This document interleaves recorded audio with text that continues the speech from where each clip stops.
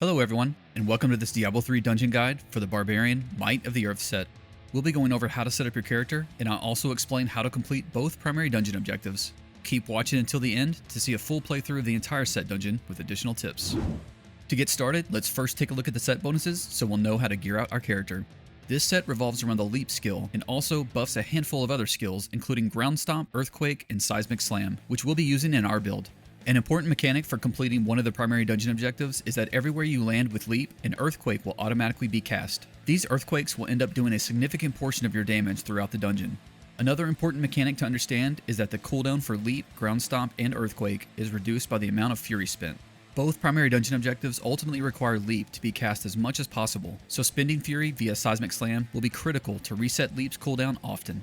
Also, one of the primary dungeon objectives requires sequencing together a chain of 3 skills, Leap, Ground Stomp, and Earthquake, on every elite in the dungeon. We will need to tune our damage output down drastically to avoid killing the elites before all 3 skills can be cast. Therefore, considering all of this, cooldown reduction, Fury generation, and low damage output will be the main priorities for the gearing and skills setup.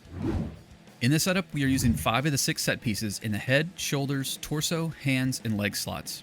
Consistent with obtaining low damage output, none of the remaining items will buff the damage of our skills. In the feet slot, we have Lutslocks, which allows more frequent casting of Leap. These boots will make it much easier to spread around the automatic Earthquakes summoned at the Leap location, and casting more Leaps will provide you more Fury resource, allowing you to reset skill cooldowns much more often as well. It is not recommended to attempt this dungeon without these boots. In the waist slot, we take Chalanic's Chain, which provides a potentially valuable run speed buff, particularly if you do not have the Lutslocks boots equipped. The monster packs in this dungeon can sometimes be spread pretty far apart, and some additional run speed may be the difference in helping you chain together kills. In the wrist slot, we have Reaper's Wraps, which provides some Fury generation. And in the main hand and offhand slots, we take the 2-piece set items Bull Kathos' Warrior Blood and Solemn Vow. We take these weapons purely for the Fury generation and will not be leveraging the buffs associated with Whirlwind. In the next slot, we have a Hellfire Amulet. Take any passive skill that provides extra toughness or recovery. Avoid passive skills with increased damage output. In one of the finger slots, we have Band of Might for a toughness increase, and in the other finger slot, we have Creed's Flame, which provides a small boost to Fury generation. When it comes to rerolling stats on the gear, the top priority is cooldown reduction as mentioned previously. Again, you may need to adjust gear stats to avoid damage output increase, and you may even need to lower it. For Kanai's Cube, in the weapon slot, we have Ingium, which provides cooldown reduction after killing elites. This legendary power has great synergy with the set dungeon, allowing you to cast several back-to-back leaps. It is highly recommended, especially if you do not have the Lutslocks boots. In the armor slot, we take Laeric's Crown for increased cooldown reduction with a diamond in the head slot. And in the jewelry slot, we have Ring of Royal Grandeur, which allows us to gain the 6-piece set bonus while only having 5 of the 6 set pieces equipped. For gems, we have a diamond in the head slot for cooldown reduction, diamonds in the torso and leg slots for toughness, avoiding rubies that would provide increased damage output, and amethyst in the weapon slots, avoiding emeralds that would provide increased damage output. For legendary gems, we have Esoteric Alteration and Mutilation Guard for increased toughness, and then Molten Wildebeest Gizzard for some life regeneration. For Paragon, the main priorities are movement speed, maximum fury, and cooldown reduction. Consider unassigning any points that are put toward increased damage output in order to lower it. In conclusion for this gearing section, it cannot be stressed enough that the Lutslocks boots is the most valuable piece to wear by far, dwarfing the benefit of the rest of the items and legendary powers. Next, let's go over the skills. We'll be using Leap, which is the cornerstone for the set and mandatory for the dungeon. The 4-piece set bonus gives us the Iron Impact rune. We take the Call of Ariat rune for its increased radius and pull-in effect. Next, we have Ground Stomp, which is also mandatory for the dungeon. We take the Wrenching Smash rune for its increased radius and pull-in effect also. Then we have Earthquake with the Chilling Earth rune, which is another mandatory skill, including the rune choice, which provides the freeze effect needed for completing one of the primary dungeon objectives. Another dungeon objective requires you to cast Leap, Ground Stomp, and Earthquake in that particular sequence, so it is recommended to assign these 3 skills to hotkeys number 2, 3, and 4, so casting them in sequential order will be easier when you're in the dungeon. Next, we take Seismic Slam, which is our main Fury spending skill. We take the Rumble rune, which spends all Fury with 1 cast, syncing up nicely with the 2-piece set bonus that reduces cooldown of several skills. Then we have Warcry with the Charge rune for a toughness increase and on-demand Fury generation, and then we have Battle Rage with the Ferocity rune for its movement speed increase. For the passive skills, we have Unforgiving, Animosity, and Earthen Might, all which provide different bonuses for Fury generation. And lastly, we have Boon of Bull Kathos for the reduced cooldown on Earthquake. Now let's go over the dungeon objectives. The first primary dungeon objective is to use Leap, Ground Stomp, and then Earthquake in under 6 seconds on every elite monster. This objective is as simple as it sounds. All we need to do is literally cast all 3 of these skills on each elite in that specific order: Leap, Ground Stomp, and then Earthquake. Note that even though Earthquakes are left behind by Leap automatically by the 4-piece set bonus, we will still need to manually cast Earthquake to complete the dungeon objective. We'll cast these 3 skills back to back to back to make sure we get it done within 6 seconds, which won't be a challenge. The main hurdle is adjusting our damage output to a sweet spot that's low enough to where we will be able to actually get all 3 cast off on the same enemy before killing them, yet high enough to be able to clear all the dungeon enemies in time. This damage threshold is actually quite low and can be rather unintuitive, so be prepared to remove gems, unassign Paragon points, or even reroll stats on gear. Stay away from things like emeralds and weapon sockets, damage increasing legendary gems and jewelry, and damage increasing stats like critical hit chance and critical hit damage on gear or in Paragon points. Also make sure you stay away from any gear pieces with legendary powers that might buff the damage of your skills unnecessarily. You will want to be very careful as you move through the dungeon. Since every leap leaves behind an earthquake, leaping into a new area may attract an elite to be prematurely damaged, knocking off too many hit points where you can't cast your 3-skill sequence on them before they're dead. This is particularly important to avoid since your earthquakes will freeze the elite in place, where they will be forced to take damage. A good approach is to avoid leaping into an uncharted territory without first scouting it out to see if there are any elites in the area. If you do perform a leap that then attracts a nearby elite, try to kite them away from the earthquake on the ground before they run into it, and bide time while the cooldown on leap is resetting. Another tip, you want to be careful with your elite placements. It can be easy to jump past an elite that's running towards you, missing them entirely. It's best to run up close to each elite and wait for them to pause their movement or go into a flame breathing cast before you start your 3-skill cast sequence. This approach also generally applies to all monsters in the dungeon. There are 7 total elite monsters, and luckily they always spawn in the same locations. So if you're struggling with dealing with the elites, reference the dungeon map provided later in this guide to help you better plan ahead.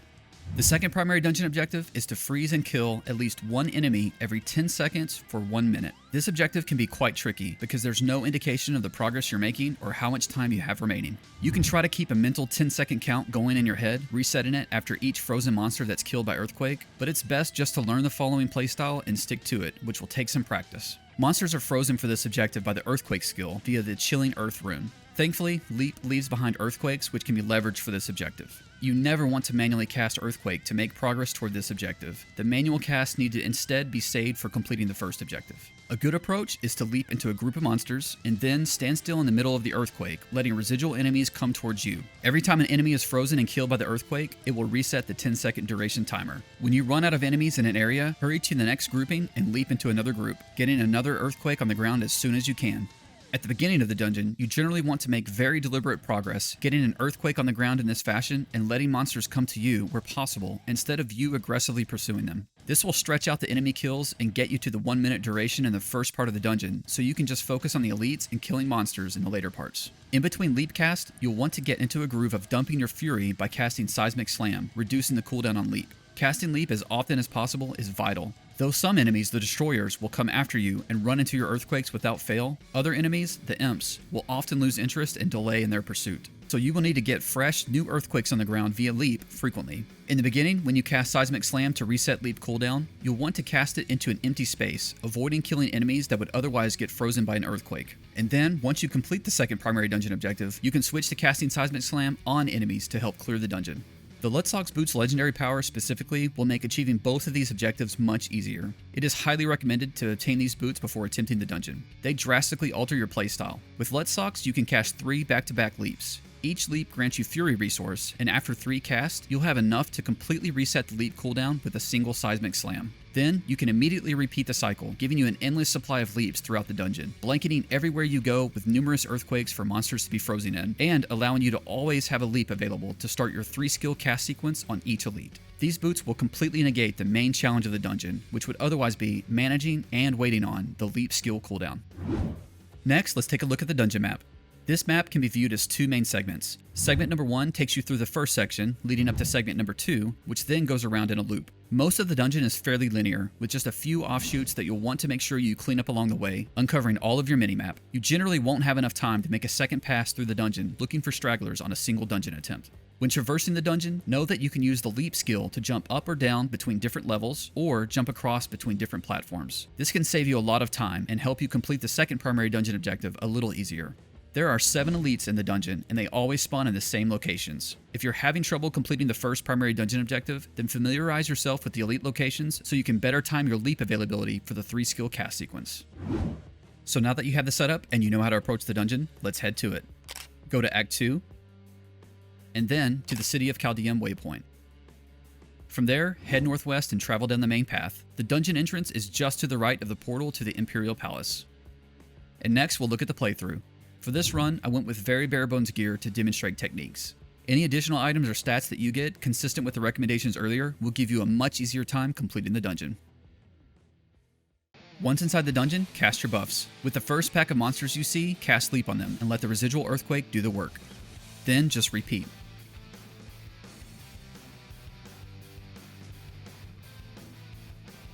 Here's the first elite of 7. We're lucky he didn't come down the stairs and get caught up in our Earthquake. Get close to him and cast your sequence. Leap, Ground Stomp, Earthquake. Then go back to casting Leap. In between Leap cast, use Seismic Slam to dump your Fury and reset some of the cooldown on your Leap skill. And just cycle between those two skills, Leap and Seismic Slam, until you encounter the next elite monster.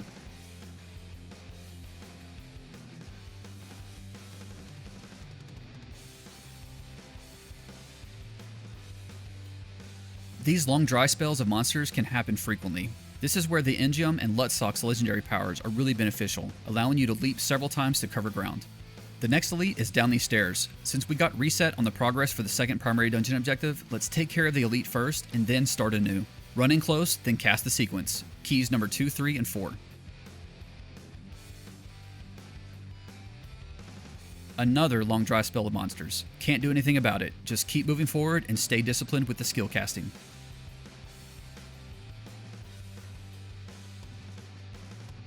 This is a good example of an elite getting caught inadvertently in an Earthquake. Cast Seismic Slam to get Leap off of cooldown, then hurry through the cast sequence, keys 2, 3, and 4. Luckily, our damage is low enough to where the elite didn't take too much damage from that initial Earthquake. We're working on progress toward the second objective. Be very deliberate with your moves, leap on monsters, let Earthquake kill them, then move to the next group. Try not to kill things with Seismic Slam unnecessarily, and only cast it if you need to reset Leap. Just don't aim it toward monsters. We didn't scout ahead there, and another elite got caught inadvertently. Cast Seismic Slam to reset Leap cooldown and go straight into your 3-skill cast sequence again. The Engium and Lutzok's legendary powers can be quite helpful in situations like those, allowing you to cast back-to-back leaps.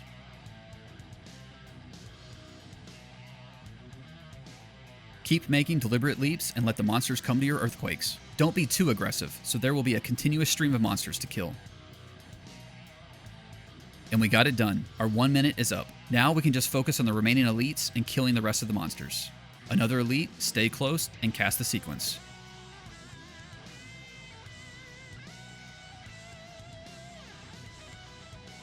Now when we cast Seismic Slam, we can target enemies and start clearing them out faster, but we still need to keep an eye out for elites. We don't want to inadvertently hit them or aggro them until we're ready.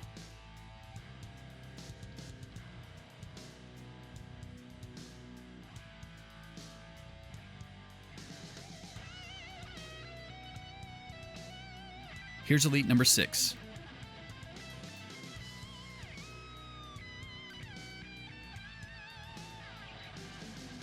Try to use Leap and Seismic Slam directly on the imps. Let the destroyers run into your Earthquakes. Even though it might seem beneficial at times, don't ever cast Ground Stomp or Earthquake manually to gain Fury or to progress the second objective. Always save them so they'll be available for the elites in the first objective. Here's the last elite monster. Both primary dungeon objectives are done, so now we can just clear the remaining enemies. No need to hold back anymore. Do not assign a follower for this dungeon. They will just get in the way and interfere with your strategy. Also, if you're in need for an emergency cooldown on Leap, remember, you can cast Warcry to get a bit of Fury, then dump it with Seismic Slam.